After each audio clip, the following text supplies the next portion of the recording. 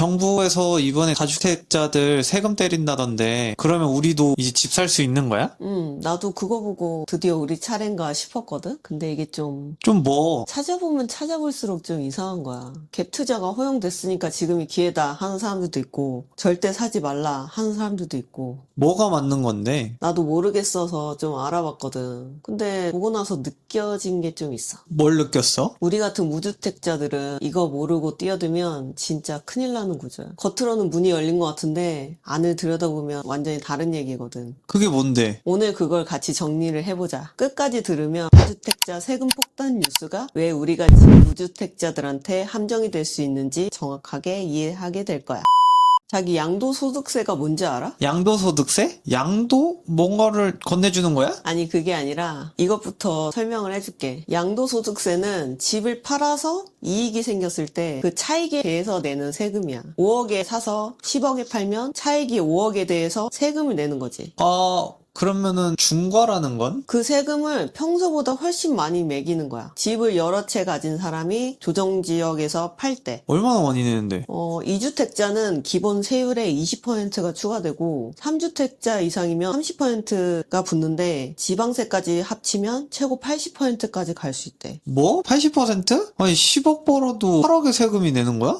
그래서 다주택자들은 이 돈 낼 바에는 그냥 안 판다라는 구조가 되는 거였지. 근데 왜 지금 와서 한다는 거야? 이게 2022년부터 계속 한시적으로 유예를 해줬거든? 세금 줄여줄 테니까 집 좀 팔아라. 이런 취지였는데 계속 미뤄지니까 다들 또 연장될 줄 알았던 거야. 근데 이번에 5월 9일 진짜 끝 이렇게 못 박은 거지. 아니 근데 세금 많이 내라는 건 다주택자잖아. 우리는 집이 없는데 그게 무슨 상관이야? 나도 처음엔 그렇게 생각을 했어. 근데 한번 생각해봐. 세금이 다시 붙으면 다주택자들을 어떻게 할 것 같아? 뭐 세금 내기 싫으니까 5월 9일 전에 팔려고 하지 않을까? 맞아. 그러면은 매물이 나오잖아. 그 매물 중에 전세 세입자 살고 있는 집도 꽤 있거든. 우리가 지금 살고 있는 집처럼? 근데 원래는 그런 집을 사고 싶어도 못 샀어. 토지거래 허가구역에서는 집을 사면 바로 들어가서 살아야 되니까 세입자가 있으면 바로 못 들어가.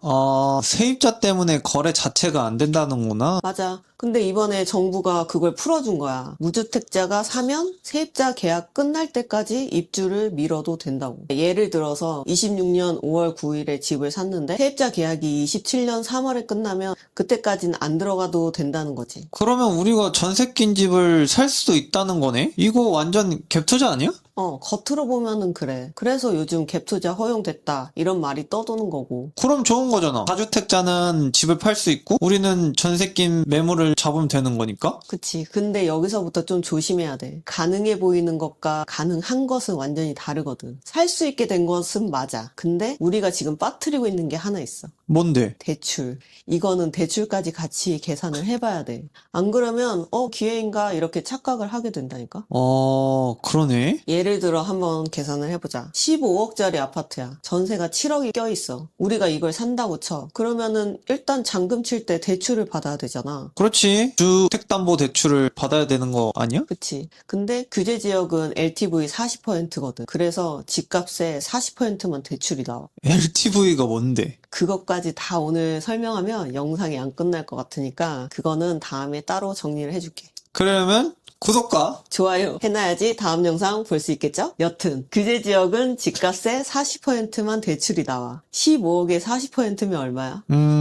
계산기를 두드려 봤을 때 6억 정도 나오네? 맞아. 근데 세입자 보증금 7억이 이미 선순위로 잡혀 있어. 은행 입장에서는 이 집이 이미 7억이라는 빚이 있는 거나 마찬가지야. 대출 한도가 6억인데 선순위 7억이 먼저 잡혀 있으니까 추가로 대출을 해줄 수 있는 금액이 없는 거야. 그럼 이미 대출은 다 받은 거네? 그치, 영원이지. 전세가율이 아주 낮은 재건축 아파트 같은 뭔가 이런 특수한 경우가 아니면 후순위 대출은 사실상 안 나온다고 보면 돼. 그러니까 잔금 칠 때는 개 8억. 전부 현금으로 내야 돼. 뭐야, 이러면 현금 부자들만 사라는 거네? 그치. 여튼 8억을 냈다 치자. 근데 그 다음이 문제야. 시간이 막 흘러서 이제 세입자가 계약이 끝났어. 그러면은 보증금 7억도 돌려줘야 되잖아. 뭐 그때는 괜찮지 않아? 이미 내 집이니까 주택담보대출 새로 받으면 되는 거 아니야? 그치. 여기가 가장 많이 헷갈리는 부분이야. 이때 받는 대출은 주택 구입 자금 대출이 아니라 생활안정자금 대출로 분류돼. 아니, 그게 뭐가 다른데? 은행이 대출을 나눌 때 기준이 있어. 이 집을 사기 위한 대출이냐, 아니면 그냥 돈이 필요해서 받는 대출이냐, 이걸 구분을 하거든? 잔금일 기준에 3개월 이내 입주를 하면, 아, 이건 집을 사는 대출이구나 해서 주택 구입 자금 대출로 봐줘. 이거는 정상적으로 대출이 나와. 근데 3개월이 지나면 이때부터는 이미 집을 산 상태라고 보는 거야. 그래서 구입 자금 대출이 아니라 생활 안정 자금으로 분류돼. 근데 전세 끼고 사면 3개월 안에 못 들어가잖아. 맞아. 정부가 세입자 계약 끝날 때까지 기다려도 된다고 풀어줬잖아. 그 말은 뭐냐면 잔금 치고 실제 입주까지 최소 몇 개월, 길면 2년까지도 벌어질 수 있다는 거야. 아, 그럼 자동으로 생활 안정 자금 대출? 그거네? 응. 그래서 그 한도가 수도권 규제 지역은 1억이야. 아, 7억을 돌려줘야 하는데 1억? 응. 잠깐, 그러면 다시 계산해봐야 돼. 살 때 8억에 현금을 넣었는데, 이제 세입자가 나가면서 7억을 돌려줘야 해? 근데 대출은 1억밖에 안 나와. 그럼 나머지 6억은 우리가 또 준비해야 한다는 거야? 맞아. 총 현금 14억이 있어야 15억 집을 살 수 있는 거지. 아니, 그게 무슨 개똥 같은 소리야? 그래서 내가 말한 거야. 겉으로는 전세 끼고 사도 되는 것처럼 보이는데 실제로는 거의 그냥 잔금이 긴 현금 매매에 가까운 구조거든. 아, 좀 정리를 해야 할 것 같아. 정리를 하면 정부가 한 건 크게 세 가지야. 하나는 다주택자들한테 5월 9일까지 팔아라. 안 그러면 최대 82.5%까지 세금이 낸다. 둘째, 무주택자들한테는 실거주 의무를 유예해 줄 테니까 전세 낀 집을 사도 된다. 셋째, 세입자한테는 계약 기간만큼은 보장을 해준다. 아, 여기까지만 보면 좋은 건데, 그치. 근데 정작 대출을 안 풀어준 거야. 대출 한도는 1억 그대로고 후순위 대출도 사실상 안 나와. 아니, 왜 손발 다 묶어놓고 무언가를 하라고 하는 거야?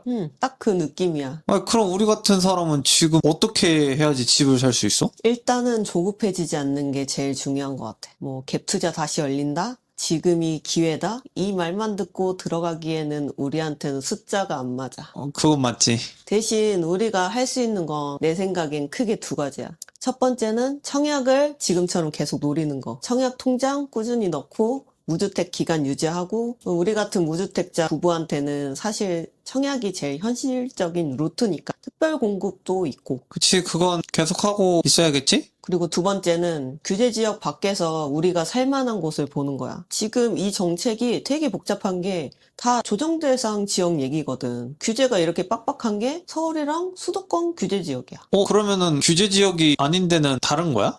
비조정 대상 지역은 양도세 중과도 안 되고 대출 규제도 훨씬 느슨해. 그래서 우리 같은 상황이면 오히려 규제 밖에서 실거주용 괜찮은 곳을 찾는 게 더 현실적일 수 있지. 아니, 그러면은 어디가 조정받지 않는 곳인데? 그거는 다음 영상에서 차차 같이 보자. 우리 예산으로 접근 가능한 데를 직접 가볼 거거든. 아, 그리고 전세를 지금 살고 있는 사람들은? 이게 중요해. 지금 다주택자들이 집을 급하게 팔 수 있는 시기잖아. 그래서 집주인이 바뀔 수 있어. 그래서 이번 정책에서 계약 기간까지 세입자 보호는 되지만 그래도 전세보증보험 가입 여부나 그런 것도 꼭 확인해보고 등기부 등본 같은 거 떼서 근저당이나 가압류가 없는지도 봐둬야지.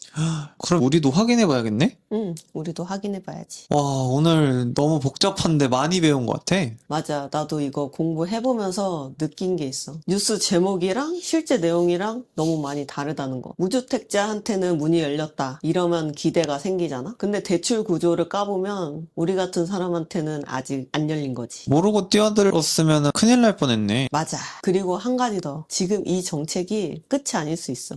그건 또 무슨 말이야? 앞으로 추가 대책이 또 나올 수도 있어. 특히 대출 한도가 풀리면 그때는 또 상황이 또 달라질 수 있으니까. 아, 지금은 구조가 안 맞는데 그게 또 나중 되면 바뀔 수도 있다는 거네? 맞아. 그래서 무조건 포기해야 하거나 이런 게 아니라 계속 지켜보는 게 중요한 것 같아. 와, 진짜 어지럽다. 새로운 용어들도 너무 많이 나와서 너무 힘들었어. 나도 정리를 하면서 머리가 좀 아팠는데 그래서 다음 영상은 그 부동산 용어들만 따로 좀 쉽게 풀이를 해보려고. 제발 좀 더 쉽게 알려줘.